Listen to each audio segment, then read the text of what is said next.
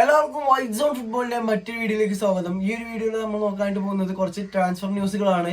ആദ്യം തന്നെ നമുക്ക് മെഹദി തരേമി, അതുപോലെ തന്നെ എൻഡേഴ്സൺ ലിവർപൂളിൽ നിന്ന് കഴിഞ്ഞ സമ്മർ ട്രാൻസ്ഫർ വിൻഡോയിൽ സൗദിയിലേക്ക് ചേക്കേറിയിട്ടുണ്ടായിരുന്ന അവരുടെ ക്യാപ്റ്റനായിട്ടുണ്ടായിരുന്ന ഹെൻഡേഴ്സൺ, അതുപോലെ തന്നെ ജോസെ മൊറീനോനെ എസ് റോമ സാക്ക് ചെയ്തിരുന്നു. അപ്പോൾ അതിനെ റിപ്ലേസ് ചെയ്തുകൊണ്ട് റോമിക്ക് ഒരാൾ വന്നിട്ടുണ്ട്, ഡി റോസി എന്ന് പറയുന്ന അവരുടെ ലെജൻഡ് പ്ലെയർ. അപ്പോൾ അതിനെക്കുറിച്ചും പിന്നെ റയൽ മാഡ്രിഡ് ഒരു യൂത്ത് സെന്റർ ബാക്കിനെ നോക്കുന്നുണ്ട്, ഫ്രഞ്ച് ലീഗിൽ നിന്ന് ഒരു യൂത്ത് സെന്റർ ബാക്കിനെ നോക്കുന്നുണ്ടെന്ന് പറഞ്ഞിരിക്കുന്നത്. അപ്പോൾ അതിനെ കുറിച്ചാണ് നമ്മൾ ഈ ഒരു വീഡിയോയുടെ മെയിൻ ആയിട്ട് നോക്കാനായിട്ട് പോകുന്നത്. അപ്പോൾ നമുക്ക് ആദ്യം തന്നെ മെഹദി തരേമിയുടെ ട്രാൻസ്ഫർ ന്യൂസിനെ കുറിച്ച് നോക്കാം.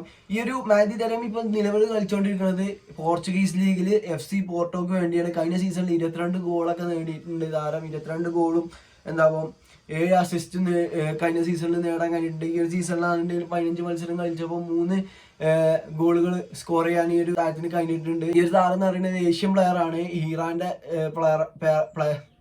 ഈ ഒരു താരം എന്ന് പറയുന്നത് ഏഷ്യൻ പ്ലെയർ ആണ്, ഇറാന് വേണ്ടി കളിക്കുന്ന പ്ലെയർ ആണ് ഈ ഒരു താരം എന്ന് പറയുന്നത്. അപ്പോൾ ഇന്റർ മിലാനാണ് ഈ ഒരു മെഹദി തരേമിയെ ടാർഗറ്റ് ചെയ്തിട്ടുള്ളത്.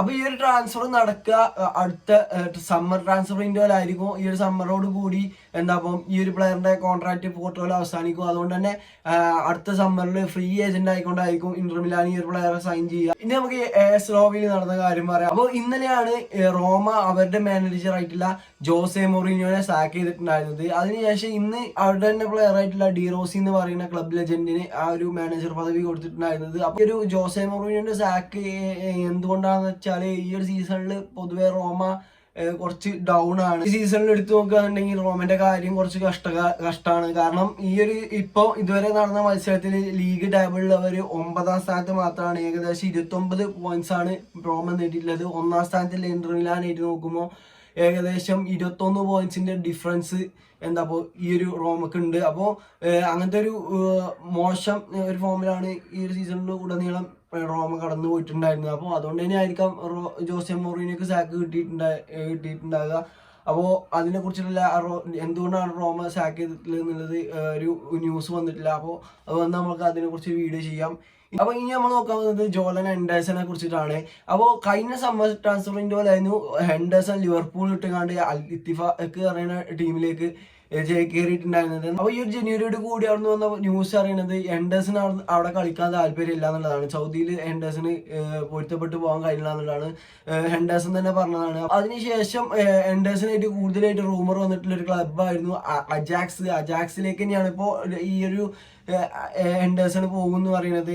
ഈ അജാക്സും ഹെൻഡേഴ്സണും തമ്മിൽ കാര്യങ്ങളൊക്കെ ഏകദേശം സെറ്റ് ആയിട്ടുണ്ട് എന്നുള്ളതാണ് പറയുന്നത്. അപ്പോൾ ഈ ഒരു ജനുവരിയോട് കൂടി തന്നെ ഈ ഹെൻഡേഴ്സൺ അജാക്സിലേക്ക് കൂടുമാറും എന്നുള്ളതാണ് ഇപ്പോൾ എന്ന ന്യൂസ്.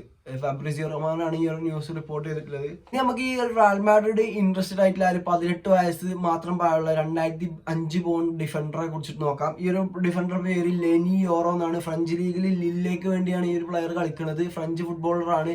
അപ്പോൾ ഏകദേശം 18 വയസ്സ് മാത്രം പ്രായമുള്ളൂ. റയൽ മാഡ്രിഡ് എന്തായാലും ഈ ജനുവരിയിൽ ഏത് സെന്റർ ബാക്കിനും സൈൻ ചെയ്യൂല. ഒരു ലോങ് ടേം പ്രൊജക്റ്റ് ആണ് റയൽ മാഡ്രിഡ് നോക്കണമെന്ന് പറയുന്നു. അപ്പോൾ ഈ ഒരു പ്ലെയറിന് എടുത്ത് പറയാൻ കാരണം എന്താ വെച്ചാൽ റയൽ മാഡ്രിഡിന്റെ സ്കൗട്ട് ഈ ഒരു പ്ലെയറിനെ കളി കാലങ്ങളായി നിരീക്ഷിച്ചുകൊണ്ടിരിക്കുക എന്നുള്ളതാണ് ഇപ്പോൾ ഈ റിപ്പോർട്ടുകളൊക്കെ പറയുന്നത്. അപ്പോൾ മിക്കവാറും അടുത്ത സമ്മറിലൊക്കെ ചിലപ്പോൾ ഈ ഒരു പ്ലെയറെ കൊണ്ടുവരാൻ ചാൻസ് ഉണ്ട് റയൽ മാഡ്രിഡ്. അപ്പോൾ ആ ഒരു സെൻട്രൽ ബാക്കിന്റെ റോളിലേക്ക് ഈ ഒരു യുവതാരത്തിനെയാണ് റയൽ മാഡ്രിഡ് പരിഗണിക്കുക എന്നുള്ളതാണ് ഇപ്പോൾ വരുന്ന റിപ്പോർട്ടുകൾ എന്ന് പറയുന്നത്.